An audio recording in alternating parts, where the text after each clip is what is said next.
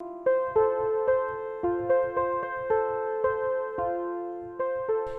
zwei, drei. Hello! Welcome to Gen Z Meets World podcast. I am Aeshah. I'm Ahmed. And today we'll be talking about books, though more specifically sort of like Our relationship. and our perspective on books in general and reading books. Which to start off, I think we could say what was your introduction to books?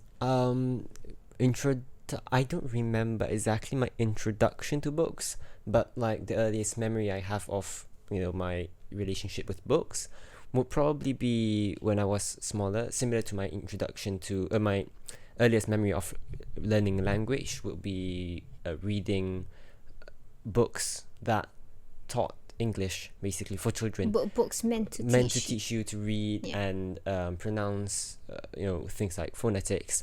So those are the books that I read at a very young age, and that the earliest books that I could remember reading. And eventually would be very light children's story books. Yeah, probably this one. Yeah, probably this special Go Diego Go. Diego and click. Yeah, Diego and click. Take a pic. It's a very interesting book as well for the format. Yeah, the format, because it has it's shaped like click the camera, and you could there's a click a camera button, and you could reveal what you take a picture of, as it tells a story about Diego saving animals. So it's a very nice book and very entertaining for children. For children. Yeah. So those are the ones that I read when I was younger. Yes. I think my early introduction to books was I do not remember being introduced to books at all. I just know that I have been with books since before I could read, because if we were to look at pictures from I know I couldn't read back then. I was probably 1 or 2. I am already with books. Sometimes the books is upside down and etc. But I am already with them. But then what the book that then I was reading a lot of those how to read kind of series. Specifically the ones I remember was this phonics series and this series by Ladybird, which taught you how to read. Yeah. But then eventually I think it would be this book, the Osborne Children's Encyclopedia, was the book that really got me into reading.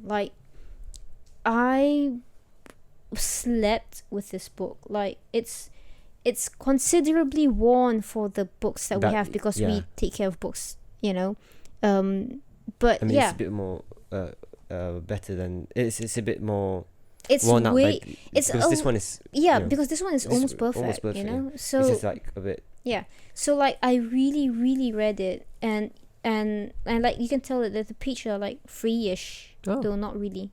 I did not notice that. Yeah, because I really read it, and I think it helps because the stories were very engaging for me, because there's a lot of these history and geographical and scientific stuff that I don't know. There's something about them that I found so fascinating, So, and then it also helps that there's lots of visuals which really help explain the facts in a very explanatory way, Talking about visuals though, technically, if you want to say if you want to call reading a book as just flipping through a book and actually using the things that is shown on the book, then I think I started reading a book before I could actually read text, which would be the Flags of the World book, because I'm pretty sure I started before I could actually read, because it shows a lot of flags, most of all the of the flags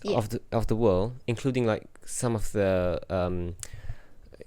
unrecognized territories and the smaller principalities. So before I could read, I was fascinated with flags already, and so I just read the book to look at the pictures of the flags, and so that was probably my first book thinking about it. Yeah. So well, but then I won't call that reading yet. Yeah, yeah. But yes, it is like introduction to books. Yeah. Yeah, going back to the first Like, question. being familiar. I think that's the thing that our parents really like. Encouraged. I'd say did well in Yeah. bringing us up is that they familiarized books, like they made us become familiar with books even though we can't read them, just so that It's like how you read the book upside down. yeah, just to encourage us to be close, to feel familiar, to have them, and like not feel like they're a burden to become. Yeah, feeling it as part of like our lives. Yeah, so that we like we would be naturally like, because often people would say like books like such great heavy things that they wouldn't pick up because it's too hard and too difficult, but for us it's like books that had always been there. So I think like that was like probably the that's why you sleep with a book, because it's like kind of like your friend, your stuffed toy, or, like it's not that we treated it like a stuff. It's a companion. It has been our companion for life. So yeah, that was like it with books. But then eventually they tried to make us read like more smaller prints with like complex stories, so like I think to like encourage like comprehension. And it's very interesting because all of us, our move to like the more advanced books, which is like books with like smaller text, is inaccessibility. I do believe so, yes. Yeah. Because I remember when I was reading, like still reading those large print books, and our elder sister Kaiman was like telling me that I should read these cooler books, and the ones that she showed was like inaccessibility and inaccessibility and also inaccessibility. So I think that would be like the first higher level for that age books that we were introduced to, because and for a long time those would be basically almost like the only books that I read. Going from, I mean, like the series that I like the most will be the Five Fine Artists mystery series, and also the more fantastical type will be the Wishing Chair series. So I spent a lot of time just reading these two again and again. And they were really enjoyable. I really like the way that it's written.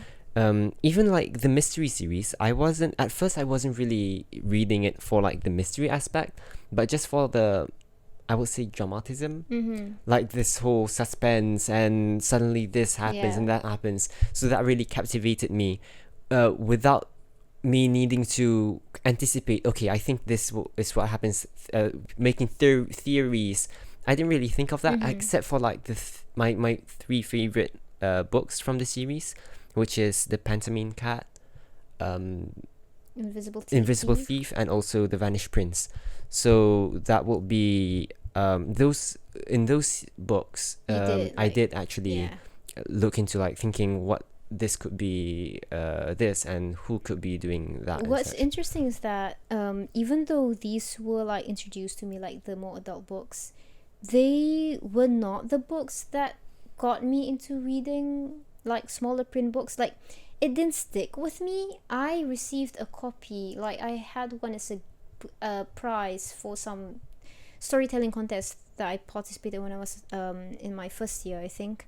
It was an Enid Blyton. I think it was like 5 O'Clock Tales or something. Right. But it didn't stick with me when I read it. I have no clue why. Well, I had no clue why. I have theories now, but like then, I had no clue why.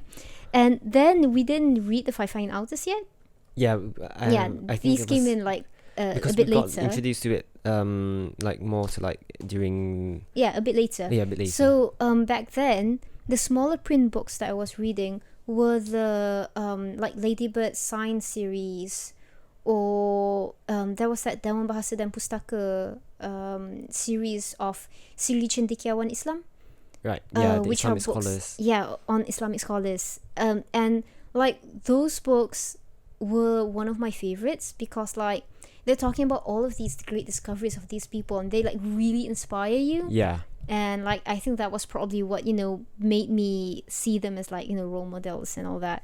So that was like my advanced reading. Like Enid Blyton was the one introduced to us as like, you know, the advanced books. But those were the books I read.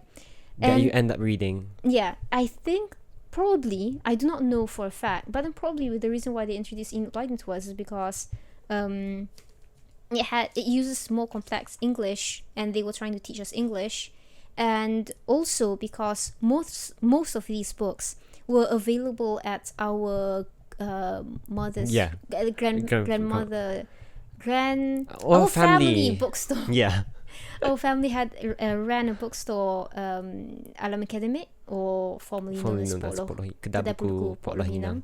So like they had a lot of Enid Blyton. Like it's just there's like Enid Blytons, basically Enid Blytons, and Enid not Blytons. just one shelf, but many shelves of Enid Blyton books. Yeah. So yeah, that would be like the introduction to the probably the reason why they, you know, introduced us to Enid Blyton. But specifically the Five Fine Artists series, when I eventually read them, it did become like this is probably the first Enid Blyton books that I read, and it introduced me to the mystery genre, right?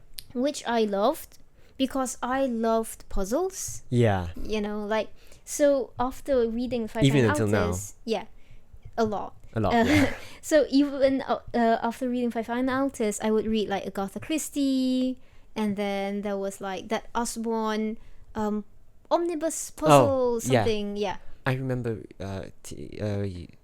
taking that when I was younger. Mm-hmm. Fortunately, I was at least at the age that I could appreciate it somewhat and like not just kind of go through it. Yeah. But I would be taking it again. Yeah. Because I don't remember a lot of it. What happened? So it's quite straightforward. You should be able to do it. Yeah. Well, it was straightforward for me, you know. But yeah, for me, like everything was. I mean, it's still entertaining, but it's quite straightforward. For me, the process is fun, you know. Puzzles. That's true. So yeah, that like what got me into mystery.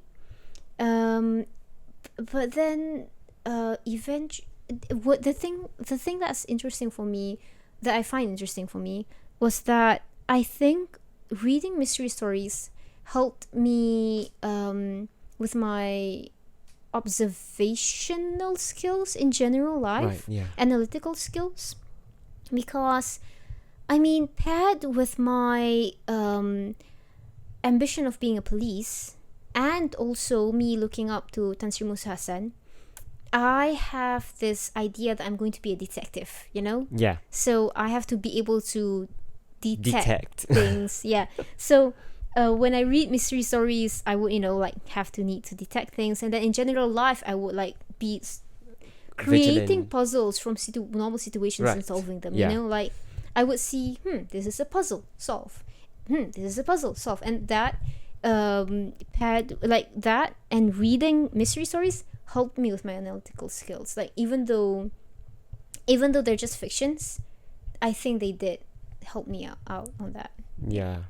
But then eventually I did, like back then, like the trend I could see, the pattern I could see from the books I read were like non-fiction. Actually, I'm just realizing it like now that I didn't back then. The books that didn't stick with me were fictions. Oh yes. And the books that did not, that's actually stuck with me, were non-fictions. You know. Yeah, that's even why. If it's like. That's why Enid Blyton did not actually really stick to you. Yeah, stick with me. Yeah. Yeah.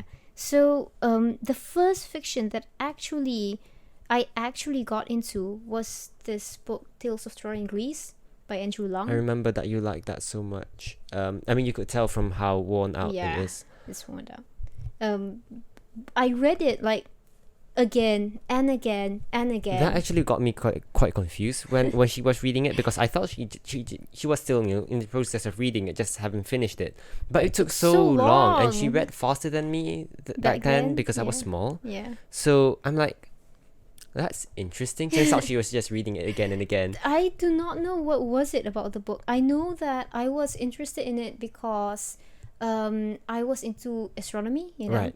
And then like a lot of constellations. Yes, the constellations. Like they have these backstories with these Greek legends. I mean, it's basically they made the constellations because of they made these the Greek legends because of the I do not know the exact history of it, but yeah, it is yeah, like it's somewhat related. like that, yeah.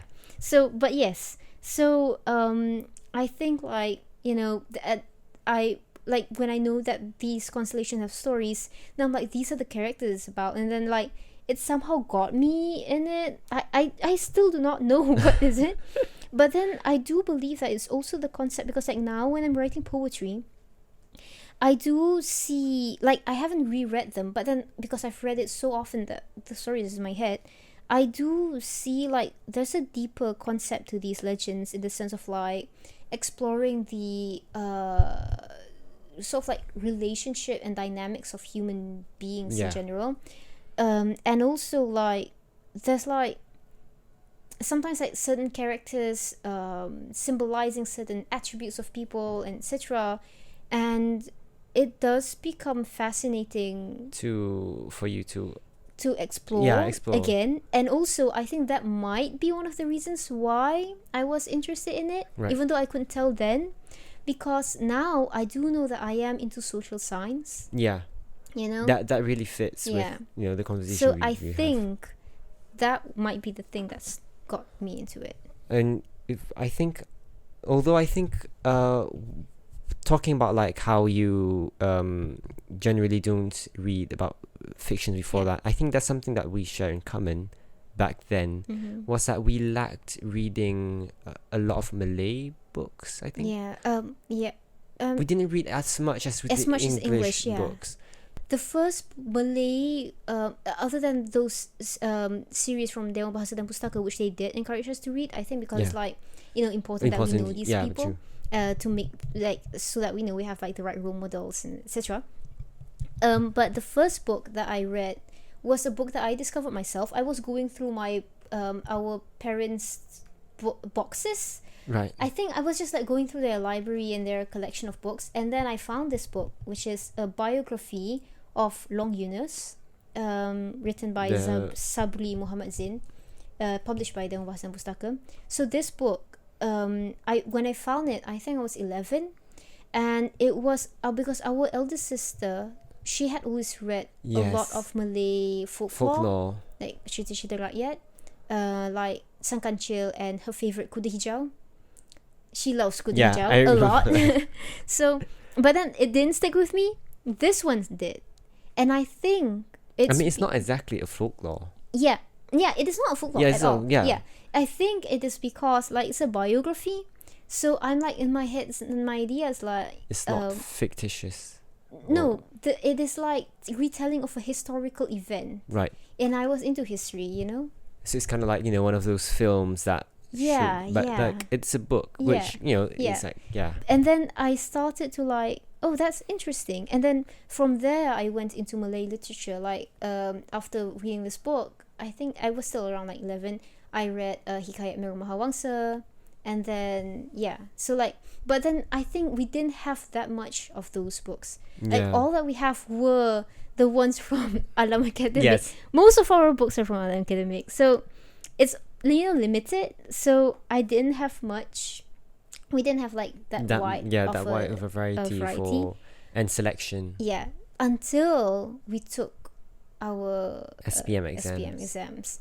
That was like when we properly had the opportunity to read a lot of Malay literature. Specifically for me, one of my favorites is this one. There's like this book which is like an anthology of like texts, But then specifically there's two that I really love. There's one called Munshi by Husna Nazri, which explored the concept of like heritage in a very interesting way. I recommend it. I cried reading it. It was just funny because like when I was reading it, we were actually outside. We were in a car, and there were people in the car. Like it wasn't just like us family siblings in the car. There were like other people, and someone was like talking to me, and I'm like, needing to hide myself behind the book because I am reading, and I was crying. And at that moment, he decided to talk with me. I'm like, yeah. And I'm like, okay, stop crying. Okay, I'm okay. Yeah, I'm fine. So, but yeah, and also another one which is let me see, Cinta Ahmad Mutawakil by Zainal Rashid Ahmad. Yeah, which is also another book that one specifically, like, it really incites us. It's written in such a great way. Yes. The craft is To the point brilliant. that it really incites that feel, that spirit, that I don't know what it's called, but you kind of just really feel like you're there, and Yes. you really But also the whole imagery of the exactly. It's like to the point that no, it kind that's of like the visualization. no. You know, like you're talking about, like, feeling it. Yeah, like, right. You're there. There's like the imagery of it, the whole placement, like the way they place. Like there's this certain lamp that's lighting up something, and like this person is here. The whole concept, the craft is like one of the best writings I've ever read. Like, I am jealous of that craft. It's so beautiful. It's like the most beautiful thing It's wonderful. It's a wonderful piece. I just cannot. Feeling wise, it will be Lieutenant dan Wirabangsa. Yes, Yeah. Lieutenant dan Wirabangsa will be that one by Abdul Latif bin Talib. This one was actually what we mentioned Yeah. in the previous episode. I think these texts, these like fictions that we read for our SPM was what got me back into fiction. Because like I said, like when I was younger, I realized that I was like not really into fiction, and so like I left fiction Entirely, basically. entirely. Yeah. So like even mystery stories I didn't read for a long while. That's and I was quite true. Yeah. Yeah, I was just reading nonfiction. So there's like a lot of these that I really love that I just want to display because I love them so much and I want to show my appreciation. There's like a short writing about, it was originally in Arabic, it's translated. See, you can see annotation. Yeah, I discover annotations then. When you see annotations in a book, that's when you can tell I love it. So this one that talks about knowledge and like nature of knowledge. And there's this one which also annotations. So, but what really got me into nonfiction is because, like, just understanding all of these like new concepts and new theories and just knowledge in general. It's like really gripping. That's like what gripped me. Like got me into it, and it was like I think it was also encouraged by my father, our father. Yeah. Because he loved I think he loved fiction too. Yeah. But then eventually he's like, there's this choice in what you want to read, and so he reads more nonfiction because like that's like really relevant with your life in general. And so he has like he had like a lot of books, nonfictions, and like we can read them all the time, and so like I can read them and then I can discuss about them with him, and like he would give me all of these sticky notes. Like I was introduced to the concept of sticky notes because he would give me sticky notes, to mark pages in books, and so I would I used them a lot more than he did. So like then we would like discuss these concepts together. Oh, there was that book, Gold, Glory, and Gospel. I can't remember the name of the author.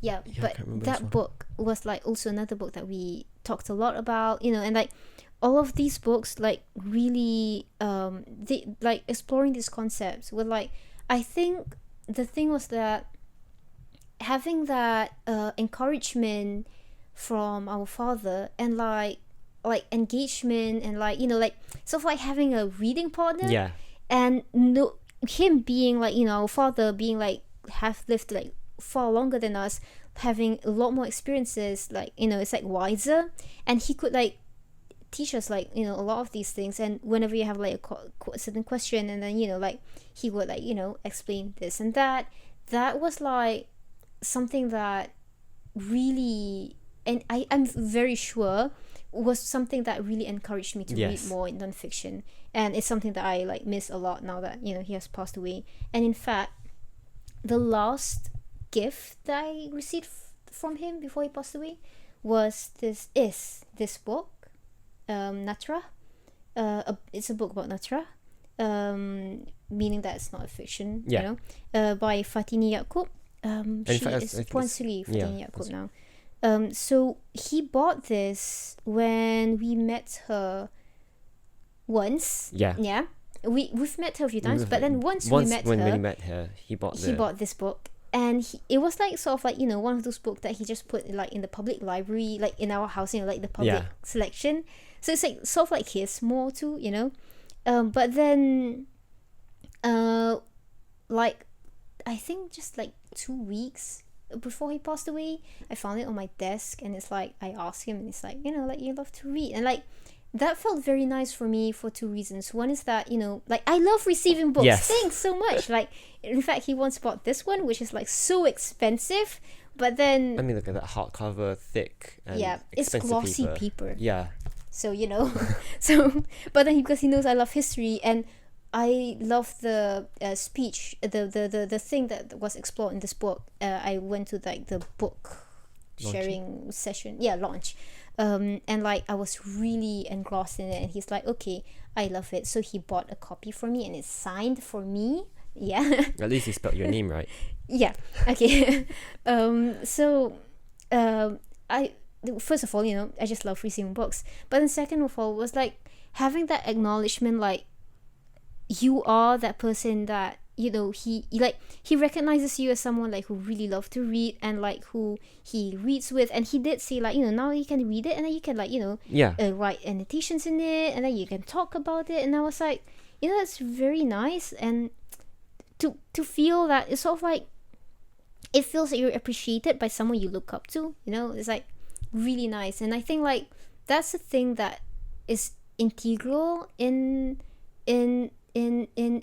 bringing, like, nurturing in parenting. Like, you do need to have that communication, and like encouragement. Like when you want to encourage your children to read, you should like engage with them and talk about them, and like you can see like he loves. I know we do have a similar interest in nonfiction, but I am a lot more focused in history and social sciences, whereas he has his focus.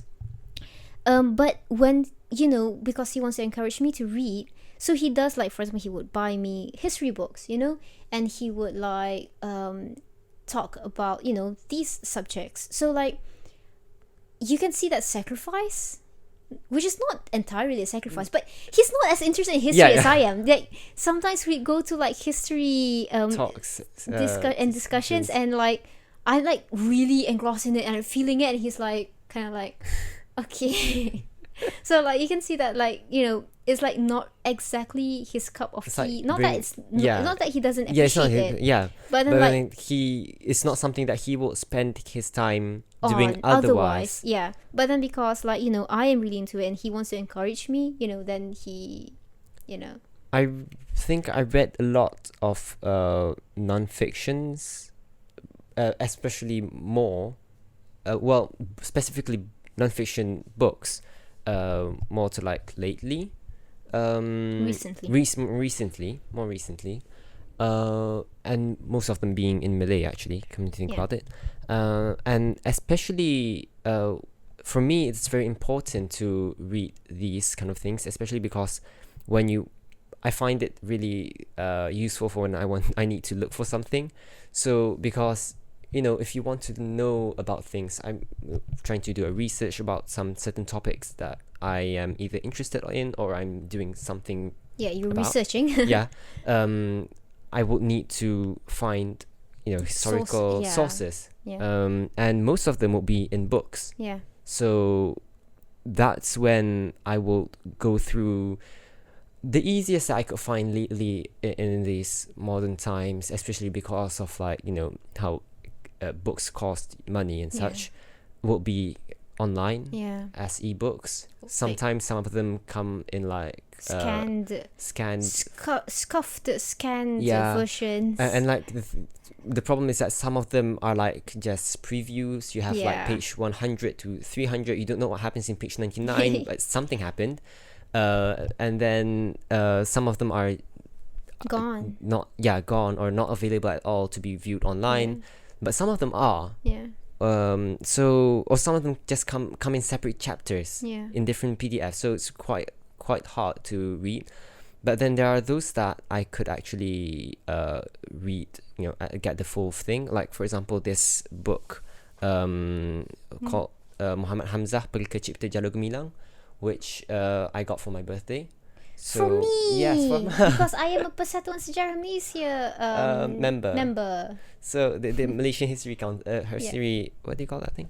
I don't Organization? know. Organization, Yeah. probably. So society, I think. Yeah, Persatuan. society. Yeah, yeah. So when I really wanted that because I was really interested in like the history of the flag of Malaysia.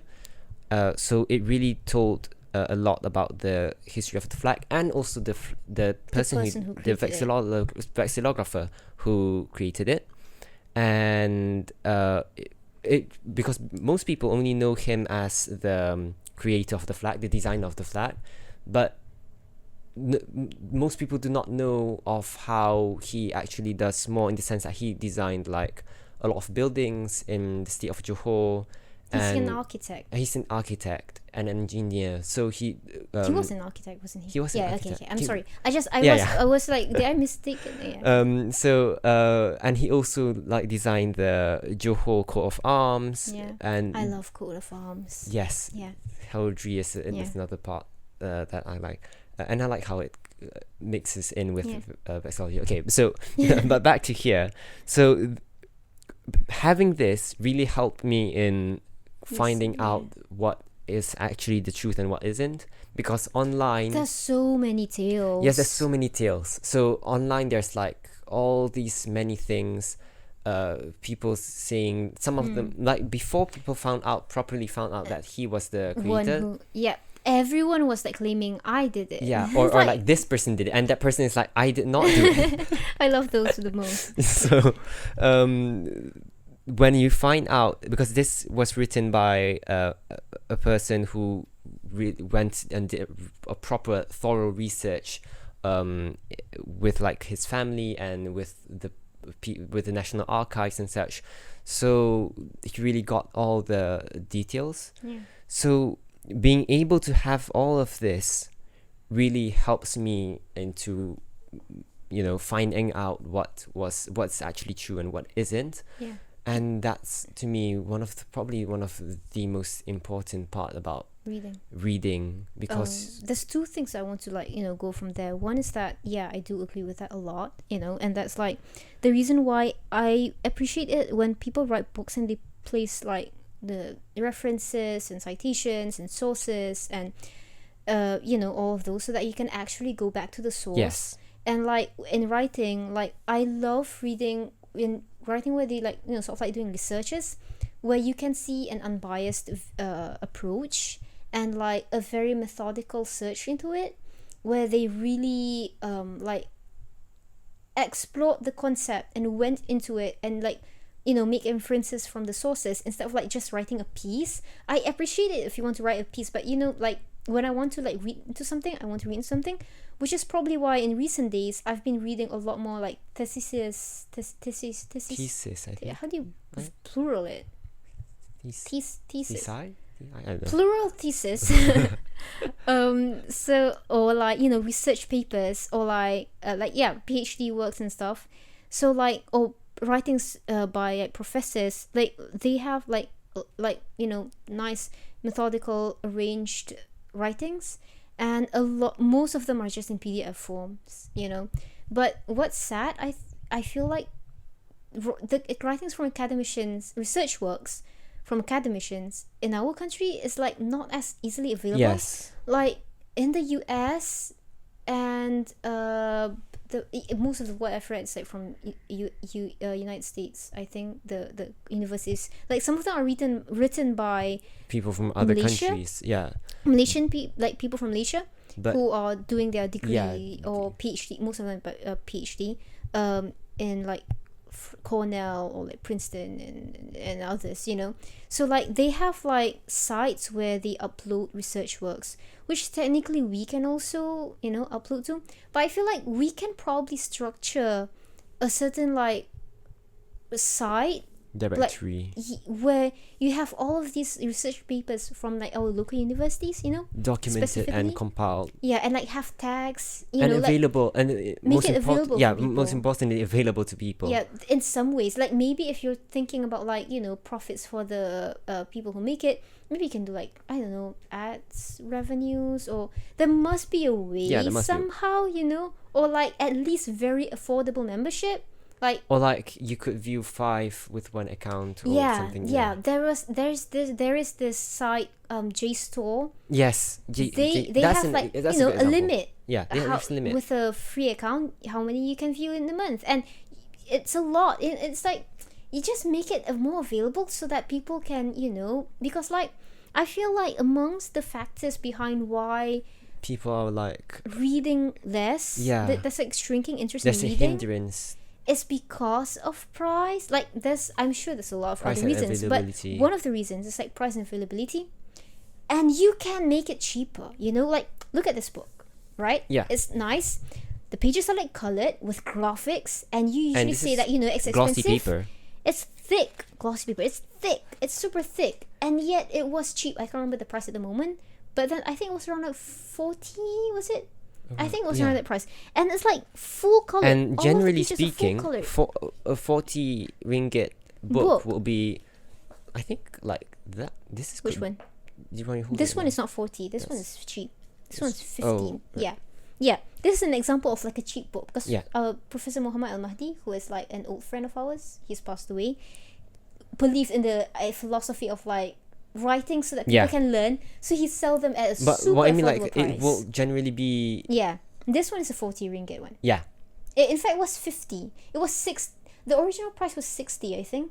But then the reason why it's so expensive is because it was written in US, and so the conversion rate, Yeah. because in US it's $8. See that? This is $8, you know? Wait, no, it's a pound. It's Pay- yeah, pound, £8, £8. £8, yeah. Yeah. So it's £8. Or 8.99, which, you know, technically makes it 9. 9. But like, I understand that, you know, because of the conversion rate, it becomes expensive, and like tax, etc., like the import, you know, rate and etc., it makes it more expensive. And yes, okay, this book can be expensive, but then why do we have to make our books so expensive? You know, it's like, but then some people do bring up the question of like, when you put down the price, it's sort of like putting down the value. But I don't think so, you know? If all of the books are of lower price, Then, you know, it's just It that will be- imported books are expensive because because of of the the- import rate exchange. But import and exchange rate. yeah, I'm throwing words because I'm angry.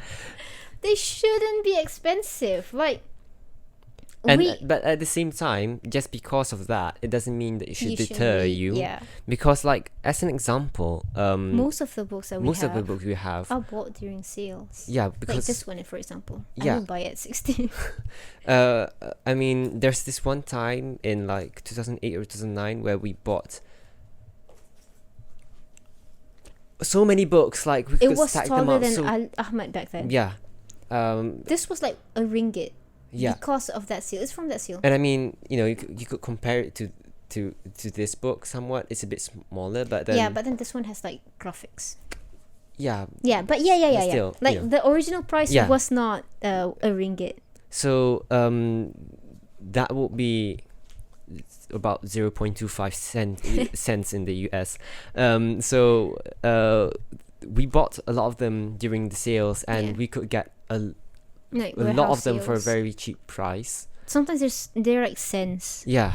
So, or like the Flags of the World book, where we bought it during a garage sale. Yeah, it's so hot, too hot to get it now. Yeah. Yeah, So that really proves that just because the initial price or the face Book face is- price yeah, is too expensive. too expensive, it Doesn't doesn't mean mean that that it should you be a should. hindrance. Yeah, because you could wait for sales. You Yeah. could, or in the first place, sometimes it is a good investment to begin with, that's true. because Like this book that I bought, it is cheap, yet like 40 ringgit is expensive, and I won't usually 40 spend ringgit is a 40 high, ringgit. is like, you know, A lot of a money. lot of money. But then it is a worthy investment. For the book and for what it brings and such, it is a worthy investment. Or this book, which is my number one favorite book at the moment.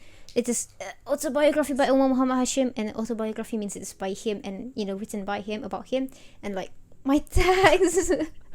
So, but like, it was expensive, but like, A, we did buy it on sale, and B, it is like, it's so valuable. I mean, it's very big, so you can understand why it's very expensive. And it's so valuable, like, there's the so many knowledge things in it. Yes. It's just not just relating to like the initial topic you would see from the it's not from just being about him. it's not just about autobiography. He wrote, because the thing is that it was his idea that he went because he loved books, so he has like been reading books since he was younger, and when he was younger, he would read a lot of autobiographies, you know, by people. Like, it's one of his favorite genres, not mine. But he realizes that there are such small amounts of books about our people, like, what do you call it, like toko figures, our national figures. Like, there's so little books on them, and so he's like, when all these people, you know, have so much knowledge and experience that they should share with others, that they could share with others, but are not being shared and are just like gone with them as they pass away, you know. So he's like, he's not going to let that happen. So he wrote one, and so in it, it's not just about his tale, a lot about his tale, but he wrote it very engagingly, so it's fun. But it's not just about his tale, it's also like his perspective on just a lot of concepts and situations and incidences where you can like personally see all these new perspective that, you know, really sheds light into things, which is like a very important read. So yeah, you know, worthy investment. I still want to just write a paper on him, like, because it seems like it's so hard for people to pick up books that are thick. So I'm like, okay, I'll write a simplified version maybe. Because the thing is that if you do not, you know, if those information are not available, the thing is that they do exist, but if they are not made available, then how will you expect people to know? And if you do not make the initiative to actually get them, then how will you expect that everyone else would? So, and like, how do you expect to, I mean the thing is that there seems to be a lack of drive to attain knowledge in general. You know, like there's a lot less patience in learning and a lot more wants to do, you know. That's true. In recent days, which is sad, but like, that's so like, there's more like you have all these visions and thoughts that you want to make, but then you want to make them, but then you don't know. It often leads to situations where you can't really drive it to that point because it's not really how it works. Because like, you're lacking, you know, like, when you have like less knowledge about it, it's like, I mean, we're not the most knowledgeable either. And I will not say that I know how to do anything. But then, like, at least I do know that I need to learn, you know? Yes. So, and that's the thing, and that you need to be patient. To learn first. So and by learning, we don't just mean like, you know, non-fictions and like historical fictions or like theses, you know, like all plural theses. Plural theses. Also like non-fictions, like technically you don't learn much. You may say that you don't learn much from like, you know, from like fictions, but like there's a lot that you can learn, even like little things like craft, like how you craft words. That's the thing. So for me, the most important thing, the most obvious thing is that you could learn how to write, which and in expand return, your vocabulary. you could expand knowledge to people, and that will help a and lot. help you understand more Yeah, things. help you understand more things. Yes, so Yeah. that is It's in like, the first place. It's like, I mean, if you were to have a relaxing activity, you can read a book. Yes. Yeah. I mean, that's the tagline for the Kuala Lumpur World Book is it? Capital 2020. What was Stay it? home and read books. No, that's not like. Yeah, okay. But I like, get, I you get what could. you mean. Yeah. It's important to read. That's the Yeah. book. That's the Yeah. main. Yeah. As a closing, what do you think is your favorite genre now, looking back? I think the one that I appreciate the most, like I appreciate, having, would be something like the Jalur Gemilang book, the Muhammad Hamzah book. I'm not sure what to put it in, but basically like history, writing, something that writes what happened. You basically like it's sort of like detailed researches on a topic that you are interested in. Yes. Yeah, regardless of Specifically, yeah. regardless of Regardless genre or whatever. So because those are things that I really appreciate when I have, and I really Read need them. Yeah. and right. need and read. Okay. But something that I enjoy reading, I still do enjoy reading like Five Fine Artists. Five Fine Artists kind of book. Yeah. Something that is a lightish, something that's not too stressful, because there's some stories not When there's some days when you just want to wind down. Yeah. So those kind of things that like just there's still like this dramatic suspense, but then at the same time not extremely heavy. Yeah. So that's still Something relaxing. For For me, I think it's like non-fiction wise, I love I'm usually like into social science, or even if like it's psychology, it's a lot into like motivation behind people's actions and stuff. Yeah, that's interesting. Not something that I will generally spend my time on, but it's interesting to know. And like and and like history books, because I love history, and also I do still enjoy like having my daily dose of science, so that's still engaging. It's either that, or like similarly, if like in fictions, I do love books which explore sort of like the social dynamics of people. So like there was this book called The Secret Agent by Joseph Conrad. I think you've never read it, is it? Yeah, which explores social dynamism, and like sort of like in some ways it crosses a bit of politics, but like it's an interesting dig in. Or George Orwell's Animal Farm and 1984, both, though 1984 specifically. Like I've always thought that that's a book called George Orwell. George Orwell. First George Orwell, but then after I knew I thought it's Animal Farm, published in 1984. No, there's two books in it. Right. It's like some collection of book thing. So I know that there are some certain ideologies that George Orwell was trying to bring up in this book, and I don't necessarily agree with it. But then observing the way he delivers the message is interesting, and then B, in 1984, it does explore like human motivation and propaganda, and specifically the part that I find interesting is like the malleability of human perception. Right. Yeah. That part is, and like how human perception, like society's memory, which is history, really shapes the society, Right. and how easily you can craft history if you are not if the people are not going deep into it. Like that, for me, That is it's very well explored in 1984. And then I also enjoy, I don't know in general, but then Treasure Island, which is an adventure. And like it's true that like I said, like I wasn't really into fiction back then. Yeah. But then I think for some reasons, adventure was one genre that I did read.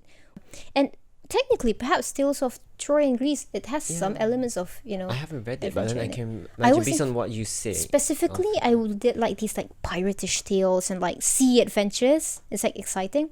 But like, you know, Tales of Touring Greece does talk about like voyages and all that. Like, you know, that was like perhaps something that was also into for me. So yeah, I think that's like basically it. So this is like basically a sharing session of all the books that we love and but yeah, I do think like, you know, it is important for you to be motivated in reading and like, you know, to read a lot and like A, for you to read, B, for you to nurture reading into others, C, for you to write, and D, for you to make books available and not put them at such a high price, though at the same time to not let high prices hinder you from reading. Yeah. And you know, in a nutshell, books should be a part of life. Yeah. Reading in general, not necessarily in a book format. It could be like PDF or like just one piece of paper. Yeah. But reading text is something that should be like part of. The point that I know I love reading is when we realized that me, our eldest sister, and we would read anything like posters, pamphlets, anything. There's this Whenever time we go places, like, you know, if you're waiting at like a dentistry, we would just read. Whenever we read all the brochures. Whenever our elder sister is at our grandmother's house and our grandmother receives like wedding reception invitation, she will read it for her, and she will read like from the start, greetings, all the prayers, the super long prayers. Okay, that's page 1. And by the time she reaches the point where it says who's getting married, our grandmother's already stopped listening. Because she's just reading every single word in it. Like, so yeah, we do love reading. But like, I mean, you know, like reading does profit, like brings so much. You can spend your time doing so many things. It's cool for you to choose to read, you know. There's nothing wrong with having other hobbies, you know. But reading is cool. Reading is super cool. Like, you should read. Like I love reading. Reading is actually among the things that I often do while procrastinating. Like, while I'm supposed to be doing something else, I end up reading something that I'm not supposed to be working on. It brings a lot of benefit a lot of times, but then I'm supposed to be finishing my work rather than that. But yeah, so it would be nice to hear, first of all, what your favorite book is and your favorite genre of books, and second of all, what do you think about reading and what we said about reading. Because I mean, that was literally just our perspective and opinion, and me ranting most of it. And how do you think, I mean, you could even talk about how you think book prices should be. Should they be at an expensive price? Because should they be available? It shows a value, or, you know, price shouldn't be value. I think that's another topic. Price shouldn't be value. If price does not equate value, high price doesn't mean high value. Because, you know, you could have like a hardcover book and a softcover book, right? Is it called paperback?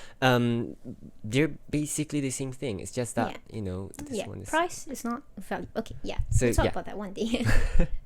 So yeah, thank you so much for tuning in and joining our conversation. And it would be nice to hear back from you again too soon. Goodbye.